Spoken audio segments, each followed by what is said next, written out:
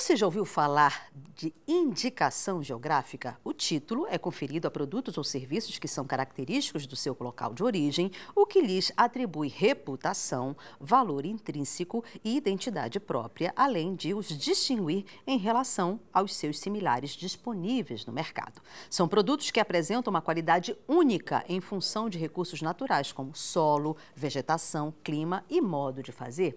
Aqui no Pará, alguns produtos como cacau, farinha, queijo do Marajó e guaraná já possuem o selo e diversos outros têm potencial para receber a indicação. E é sobre isso que trata o livro As Indicações Geográficas do Pará, Passado, Presente e Futuro. A organizadora da obra está aqui comigo, é a Sheila Mello, referência em propriedade intelectual no estado do Pará, é quem conversa com a gente sobre o assunto e divulga o livro. Sheila, seja bem-vinda ao programa. Que assunto curioso e gostoso. Afinal de contas, para que serve a indicação geográfica? Bom, Vanessa, obrigada pelo convite. Eu gosto muito de falar de indicação geográfica porque é um direito coletivo. Então, já se diferencia quando a gente está falando de marca, de patente, que é uma propriedade de uma empresa ou de uma pessoa física.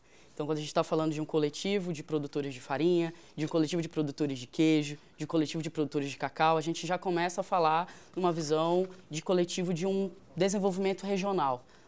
Então, para que a indicação geográfica? A indicação geográfica ela já existe, já é um produto que já existe, tanto o nosso queijo do Marajó, nossa farinha de Bragança, já existe. O que faltava era esse reconhecimento que é conferido pelo Instituto Nacional da Propriedade Industrial.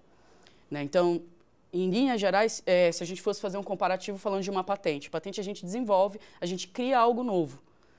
E aí a gente vai atrás desse reconhecimento junto ao INPI para proteger aquela nova invenção. No caso da indicação geográfica, a gente está falando de um produto que já existe, que tem relação com a nossa história, com a nossa cultura e que ele precisa de um reconhecimento nacional, da mesma forma que vinhos franceses, como o vinho do Porto, que não é francês, é português, mas como uma água Perrier, como Sim. um queijo camembert, que são relacionados com a origem de onde eles estão vindo. Então, quando eu compro uma água Perrier, eu sei que eu estou bebendo uma água francesa.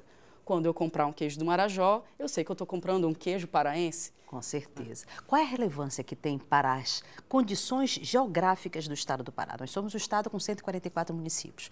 E se eu falar só de 4 produtos, por exemplo, eu estou falando da representatividade de 4 municípios. Cacau, Tomé-Açu. Guaraná, vem da localidade Andiramaraú.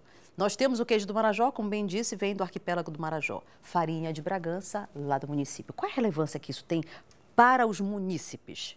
Bom, primeiro ponto, no caso de Bragança, não é só Bragança. O que antes o pessoal chamava de perto de Bragança, agora também entra nessa delimitação geográfica de Bragança, considerando o processo histórico de Bragança. Bragança, no passado, foi um município muito grande e ele foi sendo desmembrado, e aí foram surgindo novos municípios, como Augusto Correia, Tracuateu, Aviseu. E aí esses municípios que continuaram com essa cultura, com essa prática de fazer farinha, eles também entram nessa delimitação geográfica. Então, o que acontece num caso específico como de Bragança ou de lá do Marajó? A gente visualiza uma sensação de pertencimento daquela população, de ver a sua produção sendo reconhecida, de ver essa notoriedade chegando, de observar o fluxo turístico que aumenta por conta dessa... Porque a gente está falando de reconhecimento nacional. Exato. Então, a gente começa a visualizar o impacto positivo na dinâmica daquela economia. Porque se você vai ao Marajó para querer viver a experiência de comer o queijo feito lá no Marajó, bater foto em cima de um búfalo, tudo mais, você acaba dinamizando a economia, porque você vai precisar chegar lá, precisa de uma logística, você vai alugar uma van, você vai dormir num hotel, você acaba levando, por conta de um produto regional, de um produto local, de uma experiência que você está buscando, você acaba dinamizando aquela economia da cidade com outros produtos e serviços que você acaba fazendo com que a pessoa vá até lá para conhecer. Perfeito. Como é o processo de obtenção desse selo de indicação geográfica? Bom, o processo de obtenção, ele é um processo administrativo. Então, o que significa ser um processo administrativo? Você não precisa de advogado, a própria associação pode reunir os documentos, ou a cooperativa pode reunir os documentos necessários para isso.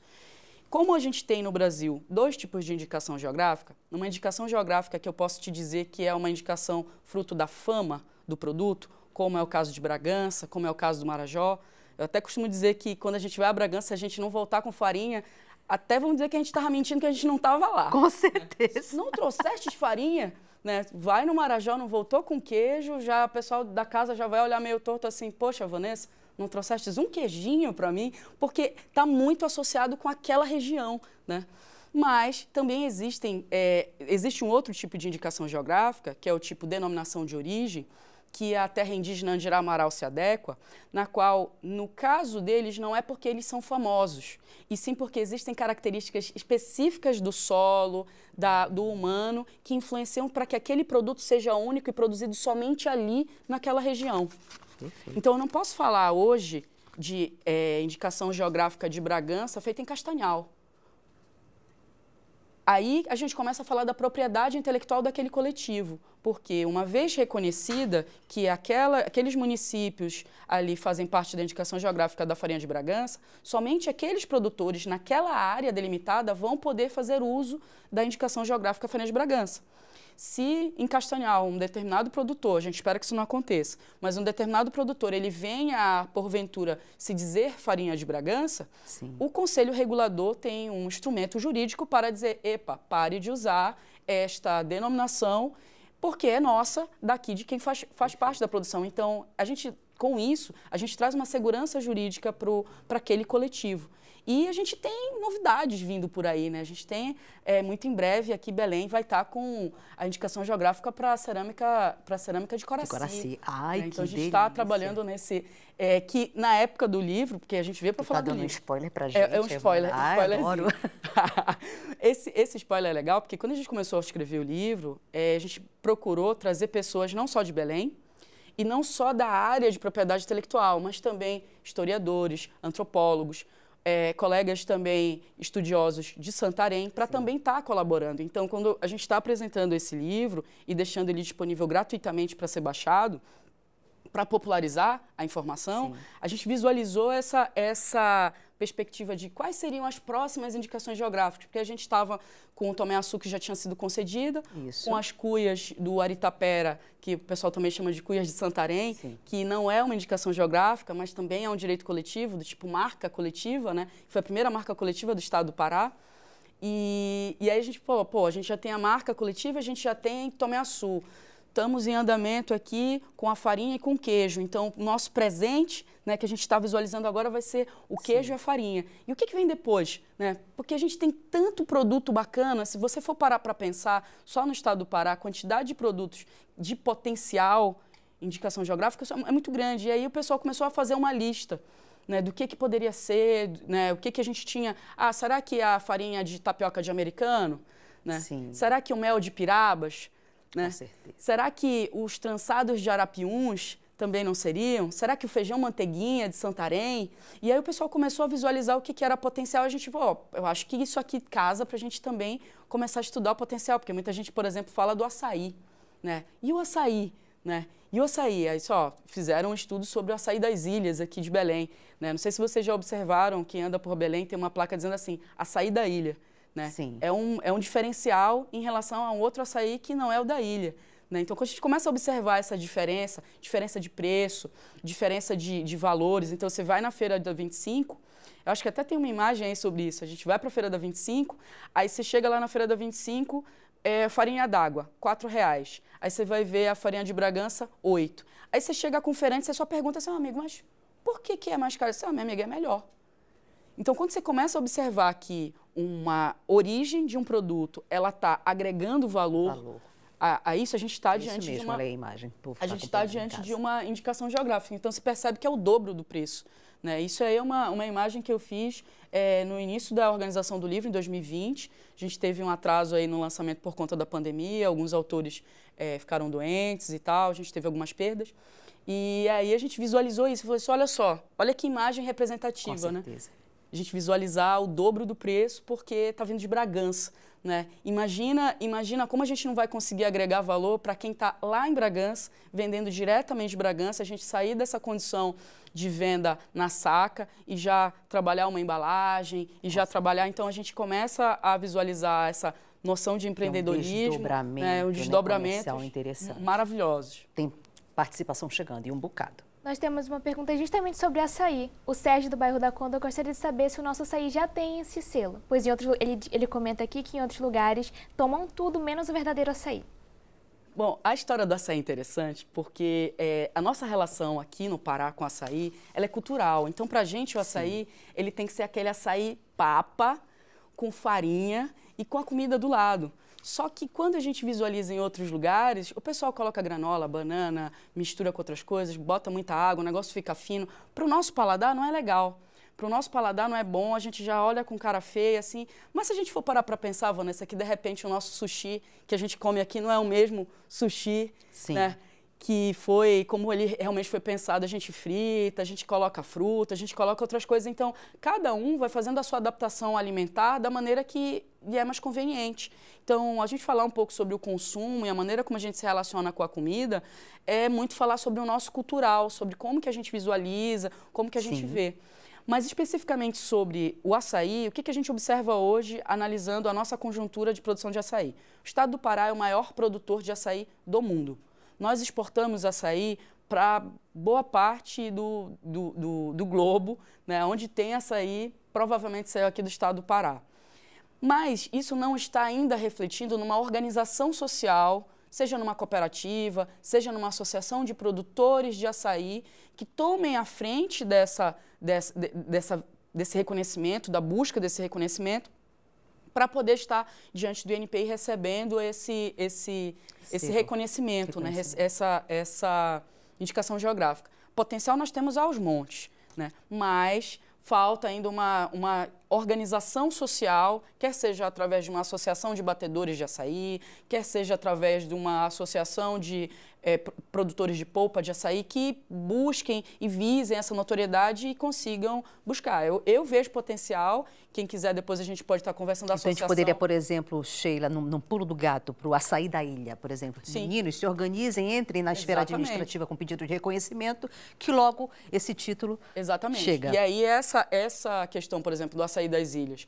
Nós temos uma associação nas ilhas? E deve ter várias. Pois é, a gente só precisa de uma. Se a gente tem uma que está juridicamente viável, estruturada, nós temos hoje no estado do Pará um fórum técnico de indicações geográficas que reúne mais de 30 instituições, entre universidades, entre secretarias de estado, entre extensão rural, como a Emater, que podem estar dando suporte para essas associações. Então é interessante que a nossa audiência que esteja, de repente, interessada em buscar saber mais, que a gente tem uma estrutura infra-governamental, não é só feito por instituições de governo, para poder estar dando esse auxílio para essas associações. Muito boa orientação. Tem mais participação chegando. Sim. O nosso telespectador Mauro Rocha de Ananindeua comenta primeiro.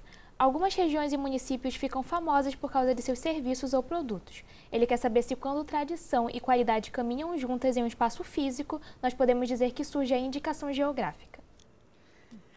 A indicação geográfica ela só vai ser reconhecida se ela tiver fama, se ela tiver notoriedade. Então, eu não posso falar em um produto novo que começou a ser feito semana passada, porque aí não vai atender a um critério de notoriedade. Mas, se esse produto dito novo, ele é muito específico e característico daquela região, como, por exemplo, eu posso falar de um mel, de uma abelha que só dá em um determinado bioma, e aquela abelha sem ferrão, ela é única só daquele bioma. Estudos biológicos comprovam que só dá ali. Aí, beleza, eu posso estar falando diante de uma potencial indicação geográfica. A gente precisa analisar cada critério para visualizar se ou vai por fama ou vai por uma característica muito específica, solo, clima. Então, a gente tem casos de uvas, café, que é conforme a altitude, conforme a umidade, conforme o clima. Então, a gente precisa visualizar que produto e que serviço que a gente está diante, mas eu entendo que o nosso estado tem um potencial enorme, né, para estar buscando mais desenvolvimento, né? Tem mais pergunta. A Deusa Nazaré de Ananindeua gostaria que você repetisse quais os produtos que já têm registros de indicação geográfica aqui no Pará. Bom, o estado do Pará, ele começou, a sua primeira indicação geográfica foi Tomé-Açu, com cacau. A segunda indicação geográfica que nós tivemos, o reconhecimento, foi o queijo do Marajó. Sim. Depois nós tivemos, Andirá Amaral foi a segunda, que é a terra indígena. O pessoal às vezes acaba esquecendo um pouco de Andirá Amaral devido ao relacionamento ter sido muito maior com Manaus. Sim. Né? E a terra indígena também perpassa pelo estado do Pará, então é uma divisão. A terra, metade é no estado do Pará, metade é no estado do Amazonas. Né? Mas é um guaraná produzido também no estado do Pará. O estado do Pará foi a segunda com a Andirá Amaral, o guaraná. A terceira foi o queijo do Marajó, quarta foi a farinha de Bragança. E muito em breve a gente espera que tenhamos novidades aí. Brinquedos de Miriti, por exemplo, já Brinquedos de Miriti, tem um aluno da Universidade, do Instituto Federal do Pará, que ele foi aprovado agora nesse último processo seletivo e ele está com um projeto, né, para ajudar na estruturação dos brinquedos de Miriti, que tem um potencial incrível, maravilhoso, para daqui a um tempo a gente também estar com essa IG. Tem mais pergunta. O Sérgio do bairro da Conda pergunta por que mudaram o nome de Castanha do Pará para Castanha do Brasil, já que só existia aqui. Curiosa pergunta. Essa pergunta é muito boa. Agradeço a oportunidade de poder falar sobre isso, porque muita gente pergunta, né? A Castanha do Pará, a gente perdeu o time de fazer o pedido. Porque, em determinado momento, a gente tinha essa notoriedade de ser a Castanha do Pará. Como o registro de indicação geográfica é algo novo no Brasil, a primeira foi concedida em 2012, né? Então a gente tem um histórico muito recente. Nós éramos os maiores produtores de castanha, isso nos dava uma alçada de ser dita Castanha do Pará. Quando nós baixamos a produção de castanha e outros estados da Amazônia passaram a também produzir castanha, começaram a fazer referência em relação à produção. E aí começaram a falar castanha da Amazônia, castanha do Brasil. E como a gente exportava muito a castanha, nos bill of ladings, nas notas fiscais das exportações, começaram a grafar Brazilian Nuts. E aí, no estrangeiro, começaram a fazer referência ao que a gente chama e continua chamando e chamará eternamente de castanha do Pará. Eles começaram a falar Brazilian Nuts ou castanha do Brasil. Né? E aí a gente acabou perdendo esse time, não dá mais, eu não visualizo isso mais como uma possibilidade, porque já chegou numa degenerescência do termo. O termo ele já vulgarizou, a gente já não vai mais conseguir, nós não somos mais o maior produtor. A indicação geográfica ela tem que estar associada a uma produção. Como nós não estamos mais produzindo tanta castanha como outros estados, até por ser uma atividade extrativista, a gente acaba hoje que perdemos a castanha. Perfeito. Mais participação. A Inês, do Maranhão, gostaria de te parabenizar pela pessoa maravilhosa que você é e parabenizar também pelo livro. Ela pergunta se o coletivo dá mais certo quando é feito somente pelos produtores locais de uma região. Olha, interessante a pergunta. Bom, é interessante e eu tenho um projeto com o pessoal lá de Tiquira, um grande abraço para o pessoal do Instituto Federal do Maranhão, que está com um projeto de indicação geográfica para a cachaça de Tiquira lá no Maranhão. E o interessante, no caso, tanto do Maranhão como de qualquer outro estado, de qualquer outra localidade, é que a gente precisa desse coletivo, porque é o coletivo que vai estar à frente, que vai estar indo, comercializando, vigiando quem é que está usando indevidamente o seu termo, o seu signo distintivo. Então, a gente tem um fórum aqui no estado do Pará, a gente tem condições de dar apoio, esse apoio técnico em relação à propriedade intelectual, só que em determinado momento a gente sai e aí o produtor segue com as próprias pernas. Sim. Se não tiver esse coletivo de produtores, vai ser uma indicação geográfica morta, né? Que ela já nasce sem ter vida porque não vai chegar no mercado. Pronto, mais participação do público. O Gilberto Pagodinho, de Cachoeira do Arari, e o Lúcio, do bairro do Mangueirão, gostariam de saber a situação do cupuaçu e da cachaça de jambu. Olha. A cachaça de jambu é uma história muitíssimo interessante. Porque, assim, eu costumo, quando estou dando palestra falando sobre propriedade intelectual, é o exemplo do fracasso. Por quê? Era tudo tinha o processo, quando foi desenvolvido, ele tinha tudo para ser uma patente. Só que o que aconteceu? O cara que desenvolveu, que foi aqui de Belém, ele foi e divulgou no jornal. E ele mostrou passo a passo de como era feita. Sim. E aí, quando ele faz isso, ele abre uma contagem em relação ao período de novidade. Então, a patente ela tem que ser nova. Mas se eu já divulguei, no Brasil a gente ainda tem uma legislação que diz que a gente tem um período de graça de 12 meses.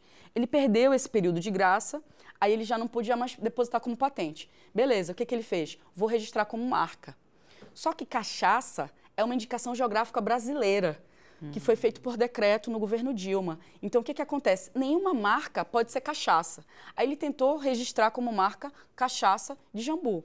Aí já pegou de novo outra negativa, né? E aí, no caso, como eu falei no início que a gente tem um direito coletivo, é só uma empresa, né? Aí já não vai atender. Perfeito. Tem mais uma participação. Sim, nós temos mais uma pergunta do Leonildo Ricardo Souza. Ele fez essa pergunta para a gente pelo Twitter. Ele gostaria de saber qual o retorno real financeiro para o produtor. Ela deu um exemplo prático aqui para a gente sobre a agregação. A gente tem um resultado prático. No caso de produtores como, por exemplo, do queijo do Marajó, o que nós estamos observando? Antes, o queijo do Marajó ele era vendido de forma até individual, né? Cada um estava vendendo, cada queijeiro, cada fazenda produtora de queijo vendia e tinha a sua própria dinâmica de escoar a produção.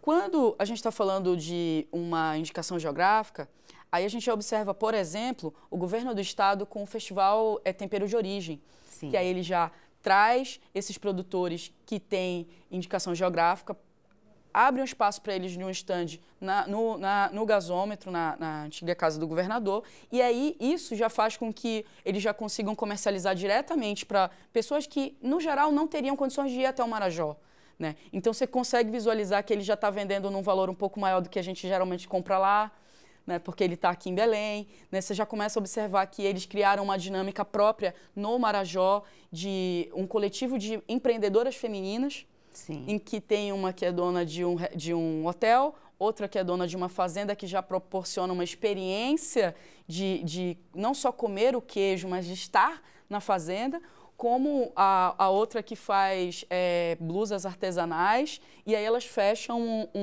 meio que um combo, um pacote, né, com o pessoal. Então, isso é uma coisa que antes da indicação geográfica não tinha, né? Então, isso já é um impacto bem interessante. Sheila, infelizmente o nosso tempo chega ao final. Eu te confesso que eu ficaria o programa inteiro aqui conversando com você, até porque você é uma referência na propriedade intelectual no estado do Pará. Não é à toa que você tem um canal do YouTube chamado Propriedade Intelectual Fora da Caixa. Eu vou lá também poder acompanhar o seu trabalho. Para quem quer ter acesso ao livro Indicações Geográficas do Pará, Passado, Presente e Futuro, como é que faz? Bom, no próprio canal no YouTube, a gente fez o lançamento do livro lá. Alguns autores falaram sobre os capítulos do livro, né, tanto sobre o açaí, sobre o potencial do açaí das ilhas, sobre queijo do Marajó, farinha de Bragança, trançados de arapiuns, que brevemente eu espero que seja uma indicação geográfica nossa, né? E aí a gente disponibilizou o link para download do livro, está disponível na própria descrição do vídeo. Então você acessa o vídeo e tem condições de baixar. A editora que nós escolhemos é uma editora paraense, né? Então eu quero agradecer a editora Itacaiunas, que foi a editora Legal. que nos abraçou para poder fazer esse lançamento. Beleza. No Instagram e Twitter, @segue Sheila. Segue a Sheila, exatamente. Muito legal. Querida, parabéns pelo Muito trabalho. obrigada, Vanessa. Foi ótimo te ter por aqui.